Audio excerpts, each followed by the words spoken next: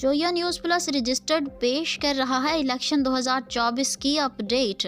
N اے 71 سیالکوٹ سے خواجہ محمد Asif senior رہنما پاکستان مسلم league کی سربراہی میں حلقہ پی پی 46 سے تعلق رکھنے والے سابق union council chairman, vice chairman اور کونسلرز کی اہم میٹنگ خواجہ محمد آصف کی رہائش گاہ پہ منعقد ہوئی۔